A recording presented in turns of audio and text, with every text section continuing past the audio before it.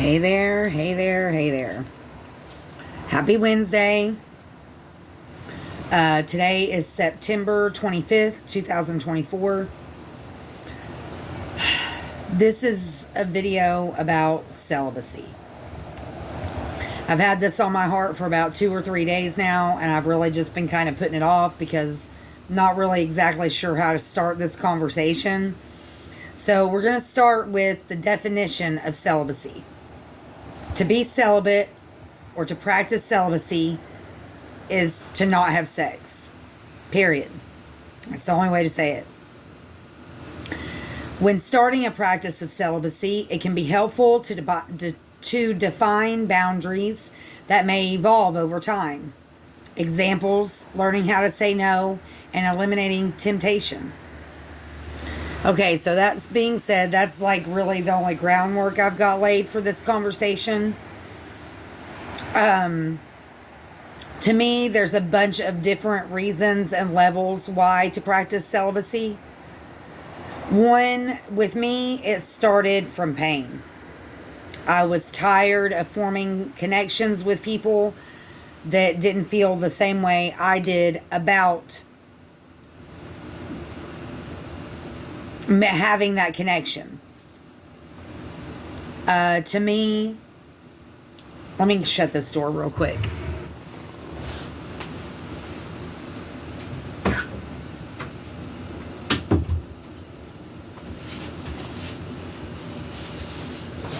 To me, it was a very important decision that aided in not only my emotional health, but my spiritual health.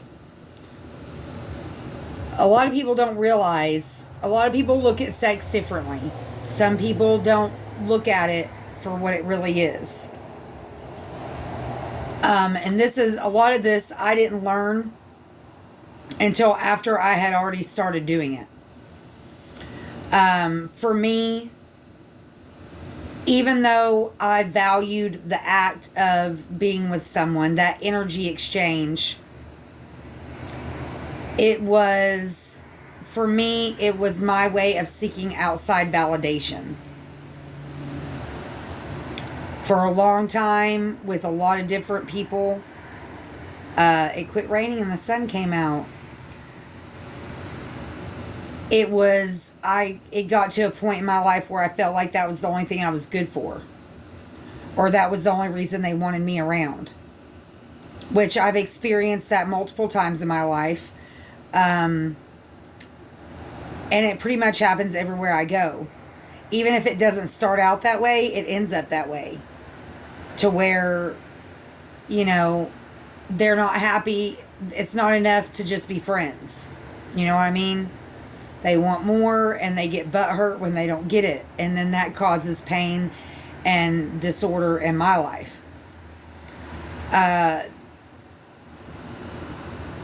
But in reality, seeking that validation through that outlet, 3:33 on the timer, was just an indicator of a deeper problem, which rooted from my lack of self-confidence, which rooted from a bunch of different things. So it kind of led down a rabbit hole.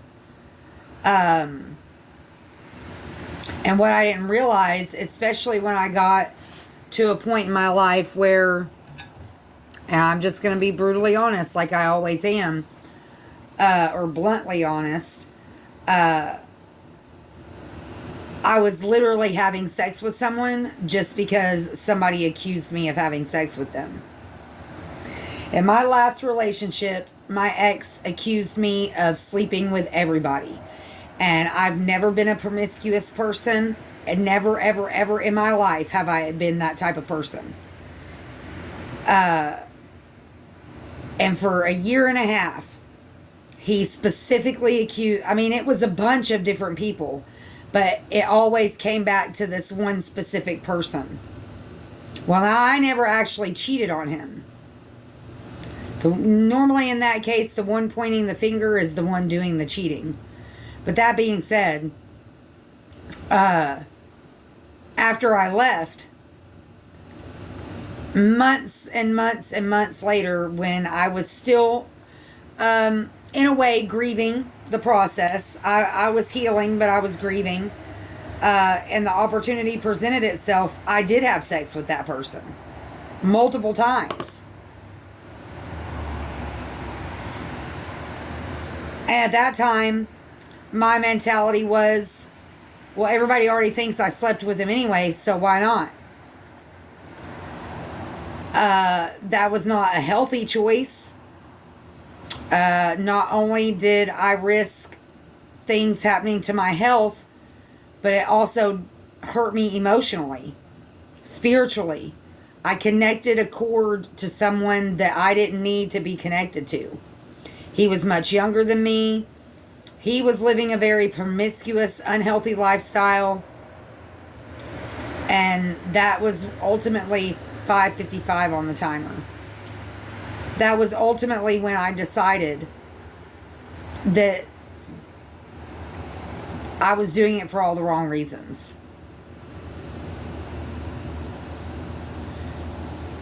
And unfortunately, in my life, most of the people that I've slept with, which I'm not saying it's been a bunch, it hasn't, but most of the people that I have slept with, I wasn't in a relationship with. I'd say it's probably about equal, actually, because I've only, in my whole life, I've been in 4 serious relationships. The first one lasted for 10 years. The second one lasted for roughly 4 years. The third one didn't even last a year. Maybe a little bit more, close to it. I don't know, somewhere around there. And then the last one about 4 years. 3.5, 4 years. And up until after the third one was when I went into my phase of not caring. Even if I didn't have actual sex with people, I was performing sexual acts with people that not only wasn't a smart choice, it was an unsafe choice, and I was doing it for all the wrong reasons.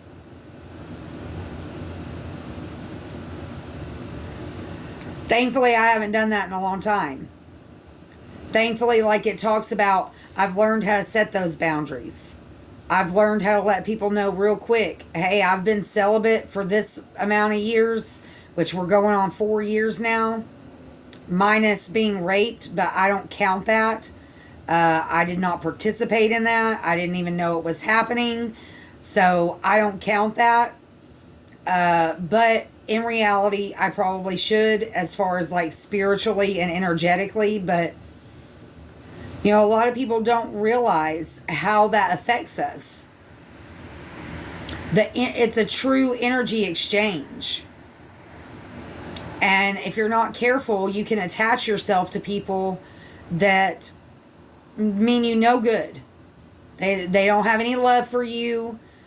Most of them, you know, are only out to use you or hurt you. Even if it's just using you for the sex. And unfortunately, there are people out there that will do it without your consent.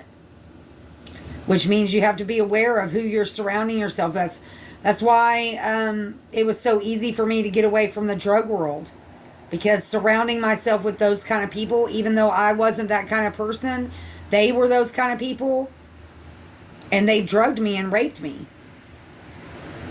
Now, that's not something I like to think about, but it's a reality of what happened. Nothing was ever done about it. I've been raped and molested multiple times in my life.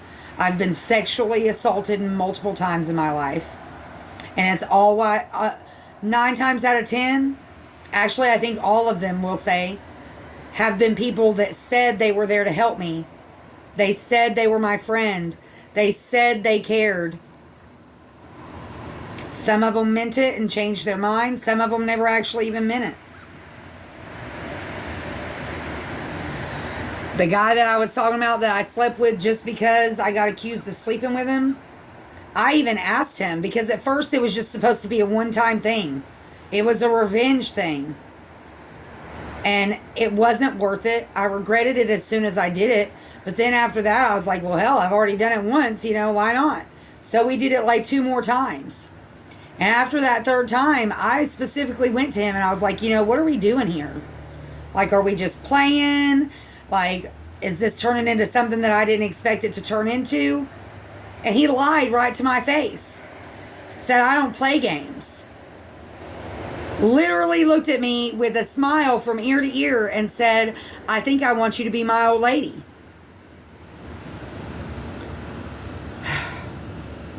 The dumb traps that we let our hearts fall into. I knew better. I knew better. But because of that, I proceeded with it, a little bit longer until, thankfully, the universe, God, the Most High, woke me up to like, hello, McFly, hello. Listen, Linda, it was all just a ploy. It was all just a way to keep a hook in me. Because when you maintain that sexual activity with somebody, you stay attached to their energy. There's a cord there. And spiritually, you have to cut that cord. Which, is easier for some than it is for others. But for me, it was quite difficult. Because I'm not the type of person that just spreads that kind of energy out anywhere. I'm not like that. The people that were privileged enough to receive that energy from me got it because, either they just got lucky or I genuinely thought that there was something there. And because I've awakened to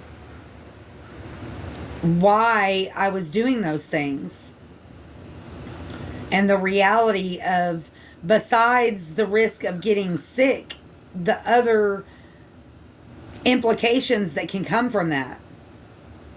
You can get spiritually sick. It can put you in a state of dis-ease because they're able to manipulate your energy easier that way.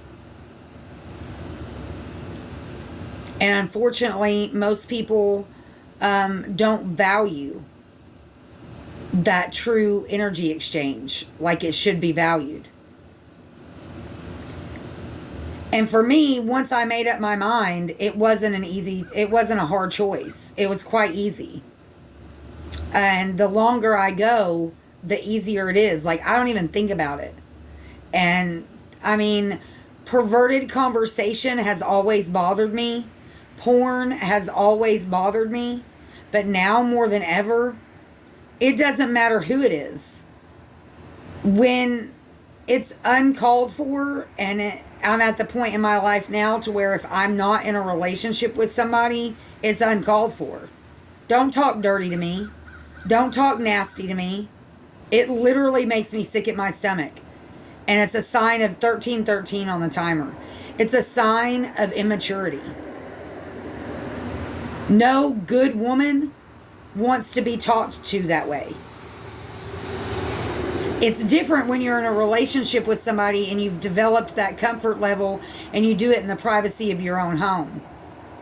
But when you have grown men, 40, 50, 60 years old, putting a piece of PVC pipe by their pecker and acting like they're jacking off, that's high school kid shit, dude. It literally makes me sick.